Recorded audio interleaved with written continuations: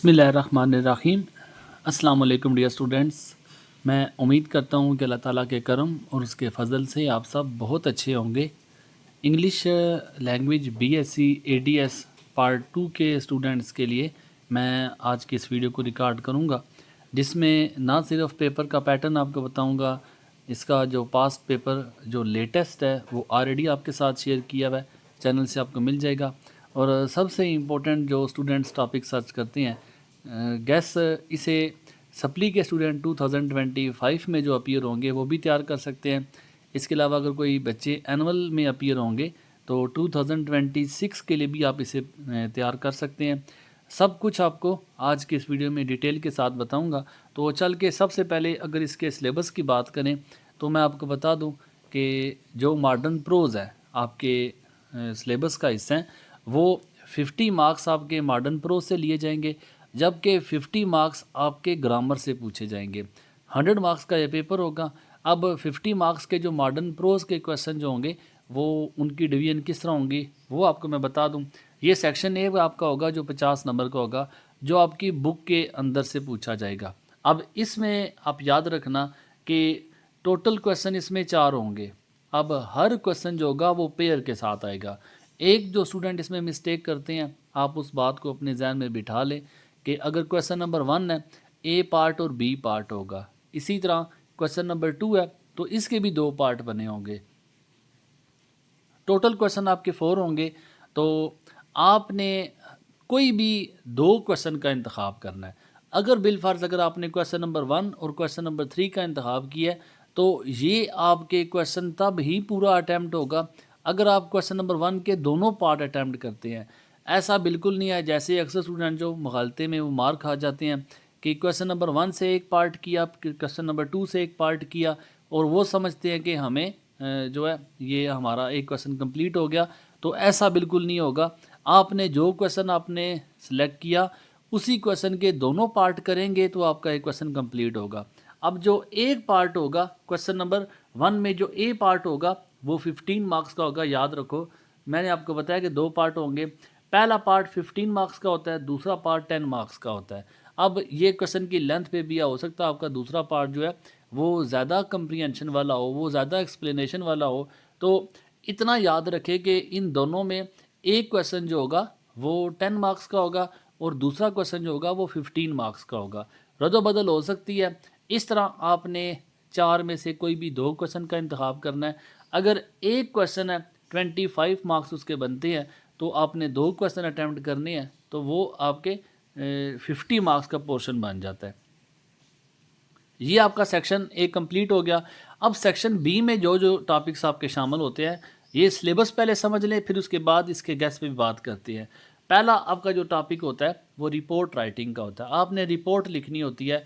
कोई भी मसला हो गया, कोई भी इशू हो गया, कोई भी डिस्कशन हो सकती है, तो उस पर आपने रिपोर्ट पेश करनी है। उसका जो है वो मेथड, उसका जो सिलेक्टिव स्टडी है वो कैसे है वो चल के आगे बात करते हैं। बस आपने एक रिपोर्ट लिखनी है 10 नंबर की। इसमें 5 नंबर जो होते हैं, 4 से 5 नंबर वो आपके स्केच के मिलते हैं। बाकी जो आप उसके इंट्रोडक्शन वगैरह देते हैं, और इसमें जो आपको रिपोर्ट लिखने का तरीका आना चाहिए, और बाकी जो आप उस रिपोर्ट में जो डिस्क्राइब करते हैं, जो उसकी कंक्लूजन देते हैं, जो उसकी एक्सप्लेनेशन ऐड करते हैं, हाफ मार्क्स उसके मिलेंगे। वो चल के आगे बात करते हैं।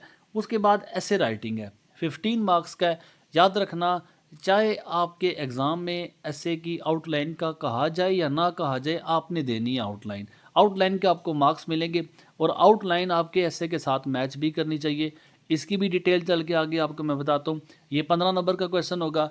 और कंप्रीहेंशन एंड प्रेसी राइटिंग का 15 मार्क्स का पैराग्राफ है। पैराग्राफ से क्वेश्चन लिए जाते हैं। आपने उन क्वेश्चन के आंसर पैराग्राफ से देख के करने होते हैं, और फिर इसके बाद एक प्रेसी बनानी होती है। ये भी, इसकी डिटेल भी मैं इसके पोर्शन पे आके आपको मैं डिटेल से बताऊंगा। लास्ट में आपका जो पोर्शन आता है वो ट्रांसलेशन का आता है। ट्रांसलेशन आपकी 10 नंबर की होती है। याद रखना, ट्रांसलेशन के साथ एक और क्वेश्चन भी होता है जो डायलॉग लिखना होता है। आपने कोई भी किसी भी टॉपिक पे डायलॉग आ सकता है। ट्रांसलेशन लिखें या डायलॉग अटैम्प्ट करें, इन दोनों में आपके पास चॉइस होती है। उर्दू का पैराग्राफ आता है, उसको आपने इंग्लिश में ट्रांसलेट करना होता है। तो ये देखें, आपके जो मार्क्स बनते हैं ये 10 10 और ये 20 बन गए और ये दोनों 30, 50 नंबर का पोर्शन आपका ग्रामर से जो जो टॉपिक्स हैं वो आपको बता दिए हैं। मैं उम्मीद करता हूँ कि आपको सिलेबस जो है वो समझ लग चुका है कि हमारे पेपर में जो पैटर्न है वो किस तरह होगा, उसकी जो मार्क्स डिवीजन है वो किस तरह होगी और हमारा सिलेबस टोटल क्या कुछ है। अब चल के इसके गैस की तरफ बात करते हैं और साथ साथ आपको मैं सोल्यूशन भी देता हूँ कि इसका आपने तैयारी कैसे करनी है। आपने याद रखना है कि कौन कौन से मॉडर्न प्रोज में से टॉपिक आपने तैयार करने हैं और कुछ बच्चे बीएससी में बहुत अच्छे होते हैं, उन बच्चों के लिए मैंने आगे क्वेश्चन भी लिखे हुए हैं कि अगर आपका एक modern prose the grey beginning है या डैम्ड ह्यूमन रेस है द लास्ट लेसन है, तो इसमें आपने क्वेश्चन कौन से तैयार करने हैं, क्योंकि हर ऐसे जो आपका मॉडर्न प्रोज है उसमें राउंड अबाउट 2 to 3 क्वेश्चन के आंसर आपको मिलेंगे। तो अगर कोई बच्चा ऐसा है कि जो मोस्ट इंपॉर्टेंट क्वेश्चन को तलाश कर रहा है, तो हर ऐसे के आगे, हर प्रोज के आगे मैंने उसके आगे लिखा हुआ है कि अगर आपका जो भी आपने प्रोज तैयार करना है तो उसमें से कुछ टॉपिक पे आपने ज़्यादा फोकस रखना है। तो ये आप टॉपिक्स देख लें जो आपने प्रोज तैयार करने हैं, मोस्ट इंपॉर्टेंट प्रोज है। जो भी सब्जेक्ट है, मैं जितने भी गैस देता हूँ अल्हम्दुलिल्लाह मेरे गैस, मैं ये नहीं कहता कि 100% सारे के सारा गैस रिपीट होगा, लेकिन जो भी आपको गैस दूंगा इंशाल्लाह ताला मैं इतना ज़रूर बोलूँगा कि 80% अबव चांसेस होते हैं कि आपके जो टॉपिक्स भी आपको दूंगा वो सोल्यूशन के साथ भी देता हूँ। और आप जिस जगह से मर्ज़ी तैयारी करें, लेकिन अगर आप इन टॉपिक्स को तैयार करते हैं तो इंशाल्लाह ताला आपके एग्ज़ाम में यही टॉपिक्स रिपीट होंगे। ये मॉडर्न प्रोज में जो जो टॉपिक्स हैं उनमें से आपने कौन से इंपॉर्टेंट क्वेश्चंस तैयार करने हैं वो आप इनसे निशान लगा लें।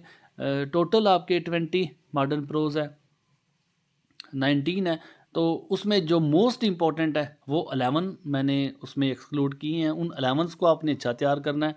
अगर कोई इनको सेपरेट तैयार करना चाहता है तो उनके आगे क्वेश्चन लिखे हुए हैं कि आप इन क्वेश्चंस को तैयार करें।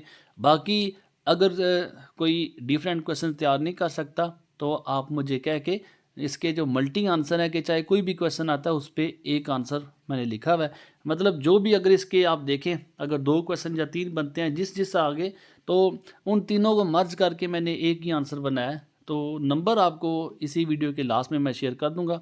अगर आपको चाहिए मल्टी आंसर तो आप वो ले सकते हैं मुझसे। नेक्स्ट पोर्शन जो है वो ऐसे राइटिंग का स्टेप बाय स्टेप आपको मैं सारा सोल्यूशन भी बताऊंगा। ऐसे राइटिंग में जो टॉपिक्स आपको मैं बता रहा हूँ उन टॉपिक्स को आप तैयार कर लें। टोटल राउंड अबाउट आपके 7 से 8 ऐसे दूंगा जो आपको बता रहा हूँ इंशाल्लाह ताला आपके इन्हीं में से एक टॉपिक रिपीट हो जाएगा। अब अगर आप देखें तो पॉजिटिव और नेगेटिव ऐसे आपने तैयार करना है, लाजमी तैयार करना है। राउंड अबाउट ये 50+ टॉपिक्स कवर कर लेते हैं। अब एक बात आपने याद रखनी है, आप चाहे पॉजिटिव ऐसे लिखें या नेगेटिव ऐसे लिखें, हर एक चीज़ को मैंने सोल्यूशन के साथ अपलोड कर रखा है। पॉजिटिव भी टॉपिक आपको मिल जाएंगे, नेगेटिव भी मिल जाएंगे। उसकी कोटेशंस अगर आप ऐसे के साथ लिखते हैं आपको अच्छे मार्क्स मिलते हैं। आउटलाइंस लाजमी दें, आउटलाइन आपकी ऐसे के साथ मैच करनी चाहिए। अगर आपकी आउटलाइन नंबर 1 है तो उसी के मुताबिक आपका ऐसे भी लिखा होना चाहिए। जो सीक्वेंस आपकी आउटलाइंस में होगा वही सीक्वेंस आपका ऐसे के अंदर भी होना चाहिए। इन शॉर्ट ये है कि जो तरतीब आपकी आउटलाइंस में होगी तो उसी तरतीब से आपका ऐसे भी आना चाहिए। आउटलाइंस चाहे एग्ज़ाम में नहीं बोला गया आपको, लेकिन आपने लाजमी लिखनी है या आपने बात याद रखनी है। ये टॉपिक्स जितने भी मैं आपको बता रहा हूँ ये सारे ऐसे के टॉपिक मैंने अपलोड किए हैं, विद सोल्यूशन के साथ अपलोड किए हैं और इसमें कोटेशंस भी ऐड है स्टूडेंट्स को अच्छे मार्क्स दिलवाने के लिए। बाकी आपने एक बात याद रखनी है कि पॉजिटिव या नेगेटिव ऐसे अगर आप मल्टी ऐसे लिखते हैं तो आप उसमें अच्छे मार्क्स गेन करना चाहते हैं तो सेल्फ राइटिंग ज़रूर लिखें। आप सेल्फ राइटिंग ज़रूर करें। आप सेल्फ राइटिंग नहीं करेंगे तो आपको उसके मार्क्स अच्छे नहीं मिलेंगे। अगर 15 मार्क्स हैं तो जो बच्चा सेल्फ राइटिंग भी उसमें ऐड करते हैं, मैं ये नहीं कहता कि आप टोटली सारा अपनी तरफ से लिखें। अगर किसी की कैपेबिलिटी नहीं इतनी है कि वो ज़्यादा नहीं लिख सकता तो एटलीस्ट आप 1 पैराग्राफ, 1.5 पैराग्राफ, 2 पैराग्राफ खुद से लाजमी उस ऐसे के अंदर बनाएं। आप पॉजिटिव ऐसे लिख के आते हैं, नेगेटिव ऐसे लिख के आते हैं, टोटली किसी का कॉपी पेस्ट नहीं करना, आपने उसके अंदर लाजमी ऐड करना है अगर आपने मार्क्स अच्छे गेन करने हैं। अगर आप हूबहू कॉपी पेस्ट करेंगे तो उसके आपको इतने अच्छे मार्क्स नहीं मिलेंगे। ऐसे कि आपने सारे टॉपिक्स तैयार करने हैं। आपको मेरे चैनल से ये सारे टॉपिक्स जो सोल्यूशन के साथ भी मिल जाएंगे। इंशाल्लाह आपके एग्ज़ाम में इनमें से एक टॉपिक लाजमी रिपीट हो जाएगा। नेक्स्ट आती है report writing. Report writing unseen है, जिस तरह ऐसे अनसीन आता है, कोई भी टॉपिक आ सकता है, कहीं से भी आ सकता है। तो रिपोर्ट राइटिंग भी अनसीन है। कहीं से कोई भी टॉपिक, किसी टॉपिक पे भी आपने रिपोर्ट देनी है। अब जिस तरह के आपको एक स्कूल का प्रिंसिपल है, वो आके कहता है कि जनाब जो स्टूडेंट्स के मसाइल हैं वो सारे आप, एक इंचार्ज है या एक क्लास टीचर है या एक CR है क्लास का, तो उसे कहा जाता है कि आप जो स्टूडेंट के मसाइल हैं उस पर एक रिपोर्ट बनाए, मुझे पेश करें आप। तो आप वो सारी रिपोर्ट जो है उसकी तरतीब कैसे है, उसके मसाइल आपने जो कुछ डिस्कशन करनी है, तो इस रिपोर्ट राइटिंग को कोई भी टॉपिक, कहीं से भी कोई भी टॉपिक दिया जा सकता है। मैं एक मल्टी रिपोर्ट टॉपिक अपलोड की हुई है। उसमें जो सबसे मेन बात है, आपने सीखना है कि रिपोर्ट को लिखा कैसे जाता है। जो टॉपिक्स रिपोर्ट में आ सकते हैं, जो उसकी हेडिंग है, जो कितने नंबर की हेडिंग होती है, कितनी हेडिंग्स बनती हैं, उसको आपने लिखना कैसे है, कौन सी जगह लेफ़्ट साइड पे आपने रखनी है, किस वर्ड को आपने राइट हैंड साइड पे रखना है, जो इंट्रोडक्शन है वो कैसे लिखना है। तो इसकी एक डिटेल से वजाहत जो है हर बच्चे को जानना ज़रूरी है। मैं हर एक चीज़ का जो लिंक है वो आपको चैनल से भी मिल जाएगा, मैं इस वीडियो के लास्ट में डिस्क्रिप्शन में भी आपको ऐड कर दूंगा। बाकी अगर किसी बच्चे को कोई वीडियो देखने में या उसे ढूंढने में मुश्किल पेश आती है, तो मैं आपको कमेंट सेक्शन में भी आप मुझे बताइएगा, उसका लिंक प्रोवाइड कर दूंगा। रिपोर्ट राइटिंग 10 नंबर है और तकरीबन आपने जो खुद से काम करना है वो सिर्फ 30% है, 70% सारा मैंने आपको दिया हुआ है। एक मल्टी रिपोर्ट है, डिटेल के साथ सारा कुछ लिखा हुआ है, सिर्फ उसको तैयार करें। कोई भी टॉपिक आता है आप उसके साथ उसे चेंज कर सकते हैं, खुद से लिख सकते हैं, और इंशाल्लाह ताला आपके मैक्सिमम मार्क्स जो है 7 to 8 मार्क्स आप इसमें से आराम से गेन करेंगे। बाकी जो बच्चा जितनी अच्छी मेहनत करेगा, जितना उस पर अच्छा प्रेजेंटेशन अच्छी देगा, या जो चीज़ें मैंने उसे बताई हैं रिपोर्ट राइटिंग में उसे फॉलो करेगा, तो मुझे यकीन है कि उसे मार्क्स भी अच्छे मिलेंगे। कंप्रीहेंशन एंड प्रेसी राइटिंग का जो टॉपिक है, 15 मार्क्स इसके टोटल क्वेश्चन के बनते हैं। अब इसमें आपने एक बात याद रखनी है, कंप्रीहेंशन क्या होता है। कंप्रीहेंशन कहते हैं अंडरस्टैंडिंग को, आपने समझना है एक पैराग्राफ को। अब कंप्रीहेंशन हो गई, अब क्या कि आपने उस पैराग्राफ से रेलिवेंट कुछ क्वेश्चन दिए जाते हैं। हो सकता है आपकी जो कंप्रीहेंशन है वो 6 नंबर की हो सकता है ये 10 नंबर की मिले। तो इसमें कोई ज़रूरी नहीं है कि कितने नंबर की कंप्रीहेंशन वो देंगे, लेकिन कंप्रीहेंशन आपकी पैराग्राफ से रेलिवेंट होती है, उसके मुताबिक आपके क्वेश्चन है। हो सकता है आपके 3 क्वेश्चन हो, हर क्वेश्चन आपको 2 नंबर का मिलेगा। अब 3 क्वेश्चन आपकी कंप्रीहेंशन के हो गए, अब ये टोटल मार्क्स आपके 6 बनते हैं, और बाकी जो 9 मार्क्स है वो आपकी प्रेसी है। अब प्रेसी क्या होगा, प्रेसी ये होता है कि आपने उस पैराग्राफ को 1/3 करना है।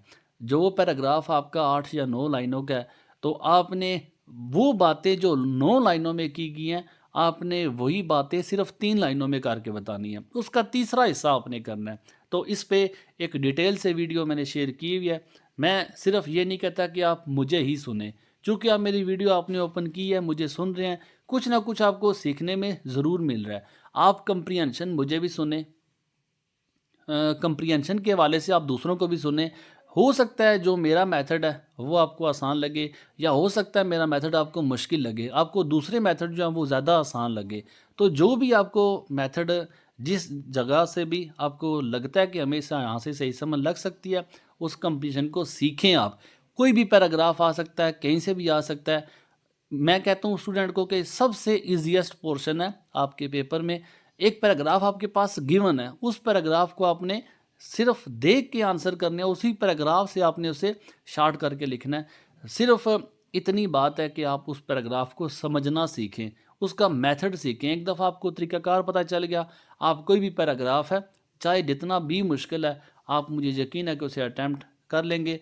बाकी जिस चीज़ की भी ज़रूरत होगी आप मुझे बताएंगे, इंशाल्लाह ताला मैं आपको कमेंट सेक्शन में वो प्रोवाइड भी कर दूंगा। लास्ट में ट्रांसलेशन आती है, ट्रांसलेशन वही बच्चा अटैम्प्ट करता है जिसकी ग्रामर अच्छी होती है, जिसको वोकैबुलरी पे ग्रिप अच्छी खासी होती है, या जो टेंसेस से वाकिफ़ होता है, डायरेक्ट इनडायरेक्ट से वाकिफ़ होगा। तो इन सब बातों से जो वाकिफ़ होता है वो ट्रांसलेशन के क्वेश्चन को अटैम्प्ट कर सकता है।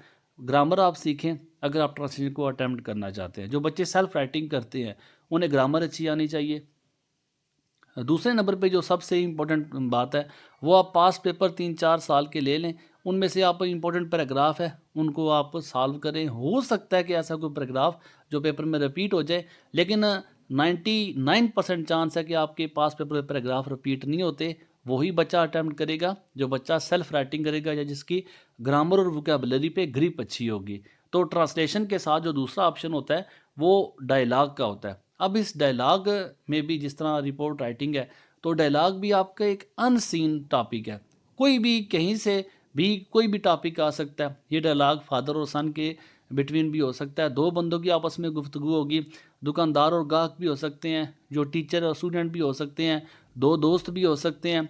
तो कोई मुल्की बहस हो सकती है, कोई माशरती मसला हो सकता है, कोई जराइम के बारे में टॉपिक हो सकता है, महंगाई के बारे में हो सकता है। तो कोई भी टॉपिक आपको दिया जाता है और कहा जाता है कि इस पर आप एक डायलॉग लिखें। अब ये डायलॉग भी जो सबसे ज़रूरी बात है इसमें, आपने इसमें मेथड सीखना है कि डायलॉग लिखा कैसे जाता है। जो इसके पंक्चुएशन मार्क्स हैं, जो क्वेश्चन मार्क है, या इसके अलावा जो साइंस इसमें यूज़ होते हैं, फुल स्टॉप का भी है, एक्सक्लेमेशन का साइन है, कॉलन का साइन है, सेमी कॉलन का साइन है, ये सारे साइन आपको आना ज़रूरी हैं, क्योंकि डायलॉग इन्हीं पे बेस करता है। अब अगर एक बच्चे ने क्वेश्चन किया और लास्ट में उसे फुल स्टॉप लिखा तो डायलॉग के आपको मार्क्स नहीं मिलते। अगर ये डायलॉग 10 नंबर का है तो इस 10 नंबर में आपके 5 नंबर आप याद रख लें। अगर आपने अच्छे साइन का इस्तेमाल किया है तब आपको उसके नंबर मैक्सिमम मिलेंगे। तो डायलॉग में सबसे पहले आप साइंस का इस्तेमाल सीखें, या डायलॉग जब आप तैयार करते हैं तो आपने सवाल किया है, या आपने कोई बात जज्बात से बोली है, या आपने फुल स्टॉप कहाँ पे लगाना है, कामा कहाँ पे लगाना है, तो ये सारी चीज़ें आपको पता भी होनी चाहिए। मल्टी डायलॉग भी अपलोड किया है, उसका तरीका भी बताया हुआ है, वो अलग से वीडियो है कि आपने डायलॉग लिखना कैसे है, उसके साइंस कैसे यूज़ करने हैं। एक मल्टी डायलॉग भी अपलोडेड है मुख्तलिफ टॉपिक्स के साथ, जो जो टॉपिक आपके एग्ज़ाम में रिपीट हुए हैं। तो मैं उम्मीद करता हूँ जो चीज़ें सारी आपको बताई हैं वो सारी आप लोगों के लिए काफ़ी हद तक फ़ायदेमंद भी होंगी। इस सब का सलूशन जितना भी आपको बताया एक पीडीएफ फाइल में भी आपको मिल जाएगा। मैं अपनी तरफ से तो आपको मैं बेस्ट विशेस दूंगा, नंबर आपके साथ शेयर कर रहा हूँ। आप किसी किस्म की मालूमात चाहते हैं, या जो मुझ तक जितना भी मेरा इल्म है, जो अगर मुझसे कोई शेयरिंग चाहते हैं, अगर आपकी मैं कोई मदद कर सकता हूँ एग्ज़ाम के हवाले से, तो ज़रूर बताएं। मैं नंबर भी शेयर कर रहा हूँ, अगर आपको पीडीएफ फाइल चाहिए तो भी आप कॉन्टैक्ट कर सकते हैं। अल्लाह ताला आप सबका हामी नासर हो, अल्लाह ताला आप सबको कामयाब करे। दुआ में मुझे भी याद रखिएगा। जज़ाकल्लाह। अल्लाह हाफ़िज़। अस्सलाम वालेकुम।